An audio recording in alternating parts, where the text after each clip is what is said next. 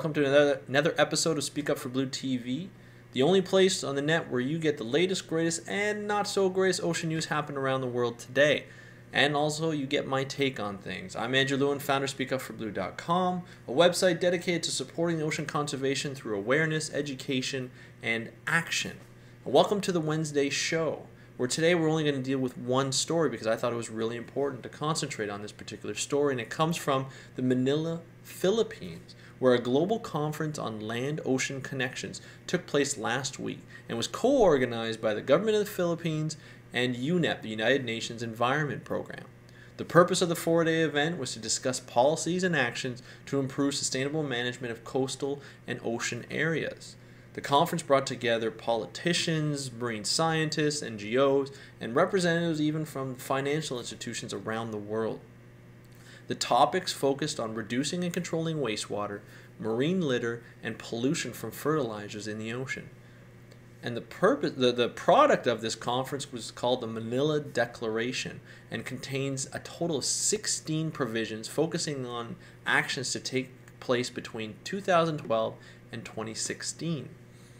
Normally, I don't really take these declarations seriously because, to be honest, all these international agreements nobody follows. The countries that sign them always promise that they're going to do something, and then another government gets elected within that country and they decide to just forego the whole thing and say it's rubbish and things like that. I can't believe I just used the word rubbish. Anyway, an example would be the Kyoto Protocol. My country, Canada, signed on and was very adamant about following the Kyoto Protocol. Then the next thing you know, the conservative government gets into power and just totals the whole thing, and actually ruins Canada's international reputation in that manner. And on top of things, Canada also promised to have a national network of marine protected areas by the year 2012, this year. And there's no way that that's going to happen, and it's predicted it's not going to happen to 2020, and that is even stretching the truth. So forgive me for not really taking into heart all these kind of declarations. They're nice on paper, but I just don't believe them happening. But at this conference, talks of changing the way we do business started to happen on an international level, which I've never really seen before. And what's happening, especially when it comes to the environment, the business community is talking about using the 3 R's: reduce, reuse, and recycle, very basic terms that have been around for a while.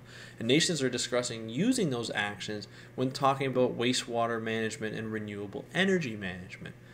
The conference also looked past the debate of climate change and looked to take action for coastal communities to adapt to climate change, such as climate change impacts, such as sea level rise, reducing coastal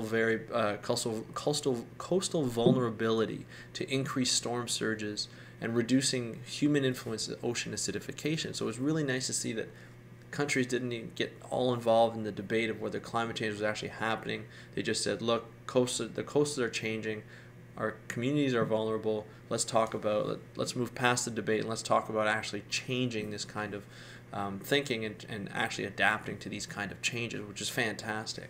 And further, the conference looked at discussed ways to do business where the bottom line was not only about maximizing financial profits, but creating environmental and social benefits. And this, of course, this is not the only place where we've heard this talk before. Sir Richard Branson, Virgin Inc. billionaire and author of many books, including his newest book, Screw Business as Usual. He discusses a shift in a classic business model of profit-only businesses to a more environment, social, and financial profit business, encompassing the 3 sort of core things where environmental and social change are included in the bottom line. I encourage you to go read that book. I'm in the process of reading it. It's really opened my eyes to thinking it's not all about money. It's about including environment and social change into your business so that we actually create a better world for everyone.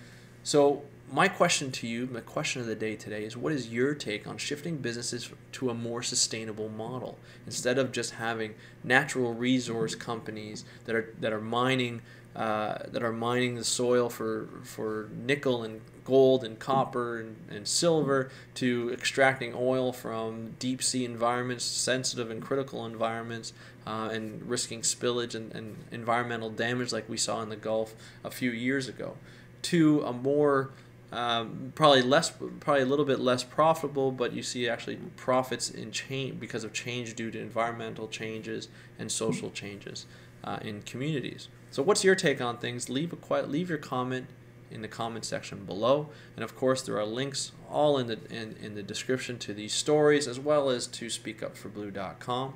And I encourage you, if you really like the stuff that I'm giving, the content that I'm giving you today and in the past, please subscribe, show some love, click on the like button. It really helps us dictate what we want to say to people and what kind of information people are looking for.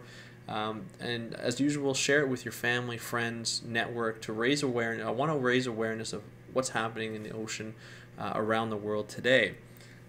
I'm Andrew Lewin, founder of SpeakUpForBlue.com. Until the next time, happy conservation.